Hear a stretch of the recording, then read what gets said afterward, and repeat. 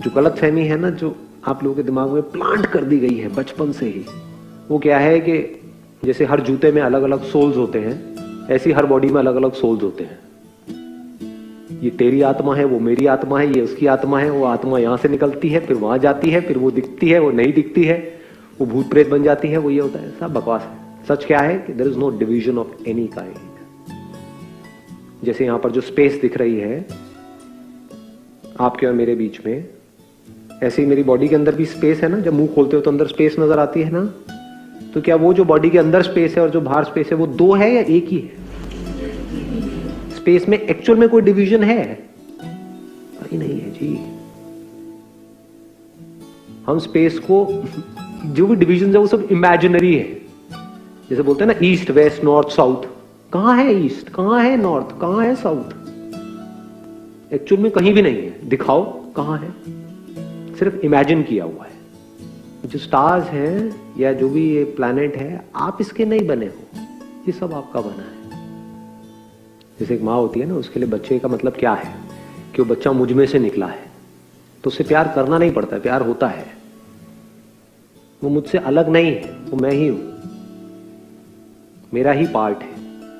इसी तरह से पूरा का पूरा जो यूनिवर्स है ये आप में से निकला है, आपका ही बना हुआ है। तो जब ऐसी आपकी नजर हो जाती है तो इस नजर को प्यार बोलते हैं। ये मुझ में से ही निकला है सब कुछ, यानी ये पूरा का पूरा यूनिवर्स आप में से निकला है। अगर ये गहराई से समझ आ जाए तो अब आप किससे नफरत करोगे? अब इस दुनिया की जो कमियां हैं वो भी आपको अच्छी लगने लग जाएगी, उस पर भी हंसी आने लग जाएगी, उस पर भी प्यार आएगा। जैसे एक माँ को अपने निकम्मे बच्चे के ऊपर आता है। वो बच्चा अगर किसी की गोद में पॉटी भी कर दे तो माँ खुश होती है। 2 दिन से नहीं करी थी, अब कर दी। वो बंदा दुखी हो रहा है, क्या गंद मचा दिया है, कि माँ खुश हो रही है, तो माँ उस बच्चे की गंदगी में भी खुश हो रही है। तो अगर ऐसी आपकी नजर हो जाए तो अब आपको किसी से भी, जिसके भी साथ आप रिलेशनशिप में हो, जिन भी लोगों से आप जुड़े हुए हो, उनसे प्यार करना नहीं पड़ेगा, सबसे प्यार हो जाएगा। और जो प्यार करता है उसकी लड़ाई झगड़े होते हैं। जिनको प्यार होता है वहां पर कोई लड़ाई झगड़े नहीं होते, होने की गुंजाइश ही नहीं है। एक है तरीका जिस तरह से सब जी रहे हैं उसी तरीके से जीने का। तो क्या होगा?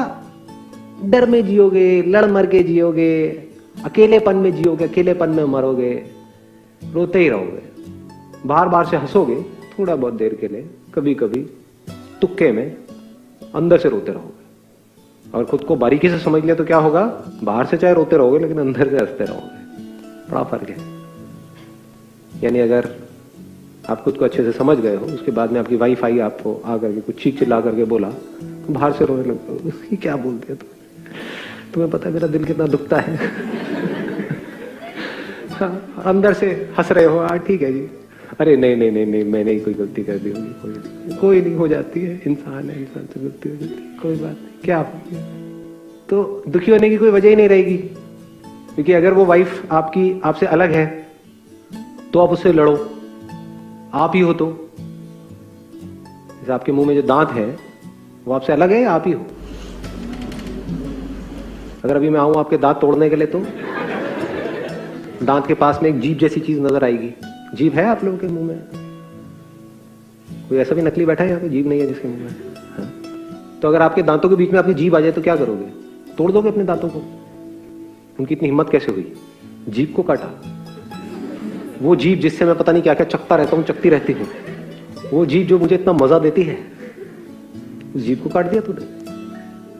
तोड़ोगे अपने दांतों को लेकर के? तोड़ा नहीं। क्यों? दांतों ने गलती करी, पनिश करो उनको। क्यों नहीं कर रहे? क्योंकि दांत भी आप हो, जीभ भी आप हो। ये है खुद को समझने का मतलब। जब सब कुछ ही आप हो तो किसका क्या करोगे?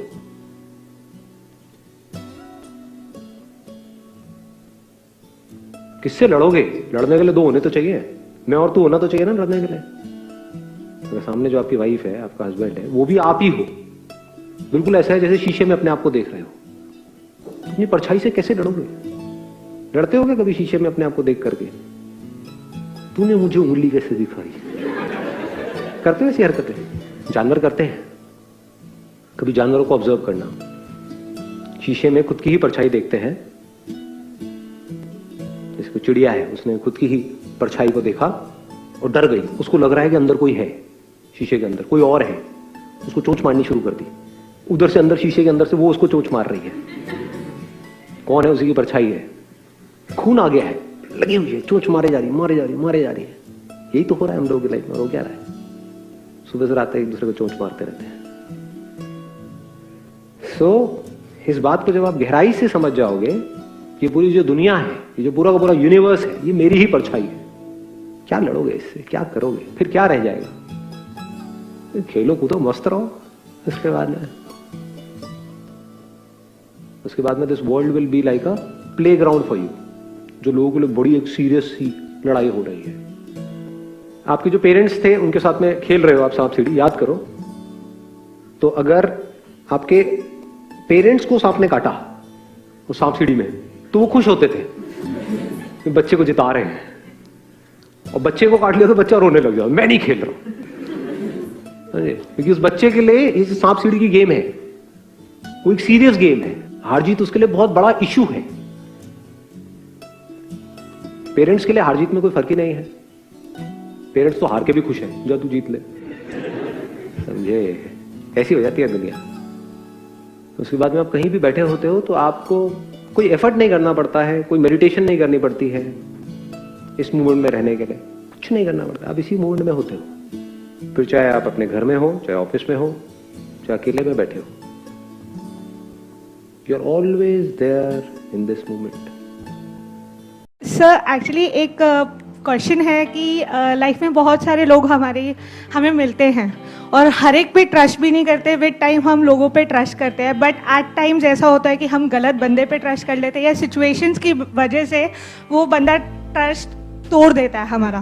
तो नेक्स्ट टाइम ट्रस्ट करने से पहले बहुत डर लगता है किसी पे भी। आप थोड़ा और एक्सप्लेन करेंगे क्वेश्चन किस कॉन्टेक्स्ट में है? सर, प्रोफेशनल या personal? Sir, any kind of relationship for that matter. मतलब अगर हम फ्रेंडशिप में भी लेते हैं या कुलीग्स में लेते हैं, प्रोफेशनली किसी भी एस्पेक्ट में ट्रस्ट करते हैं और वो ट्रस्ट टूट जाता है, तो नेक्स्ट टाइम आप किसी इंसान पे ट्रस्ट करोगे, उसके लिए आप क्या इंप्रूव कर सकते हो? ट्रस्ट क्यों ब्रेक होता है? कहीं ऐसा तो नहीं है कि जो हमारी रिलेशनशिप होती है उसकी जो लिमिट है उसको हम डिफाइन नहीं करते हैं और उस रिलेशनशिप को उससे ज्यादा एक्सटेंड कर देते हैं। If I am talking about a professional relationship, आप हो, आपका कोई कलीग है, यू बोथ आर प्रोफेशनल्स, वो कोई आपका दोस्त तो है नहीं। कलीग मतलब क्या? काम करना है, साथ में मिल करके करना है, ना उससे ज्यादा कुछ है ना उससे कम कुछ है। अगर हम इस तरीके से डिफाइन करके चले तो ट्रस्ट ब्रेक होने की गुंजाइश ही नहीं। उसको हम दोस्त समझ बैठे वहां पे, आप दोनों एक ही लेवल पे हो, उसको भी आगे बढ़ना है, आपको भी आगे बढ़ना है, और जाकर के अपने आप सीक्रेट्स उसको बता रहे हो, वो जाकर के ऊपर बता रहा है, तो बेवकूफी हमारी है। इसको ट्रस्ट नहीं कहेंगे, इसको बेवकूफी कहेंगे। ट्रस्ट मतलब क्या? कि आप और वो मिल करके कोई काम कर रहे हैं, और जब काम करने की बारी आई, मान लो मिल करके एक इवेंट मैनेज कर रहे हैं, 5 लोगों की टीम है, और उसमें से एक बंदा है वो बैठ ही गया, काम ही नहीं कर रहा, तब आप कह सकते हो उसने आपका ट्रस्ट ब्रेक किया है। बट आप उसको दोस्त समझ बैठे, जबकि है वो आपका कलीग, साथ में मिल करके काम करना था। आप क्या कर रहे हो? साथ में बैठ करके उससे कुछ भी अपनी पर्सनल प्रॉब्लम शेयर कर दी। तो ये हमको समझना है कि वो हमारा दोस्त नहीं है, दोस्त कोई और है।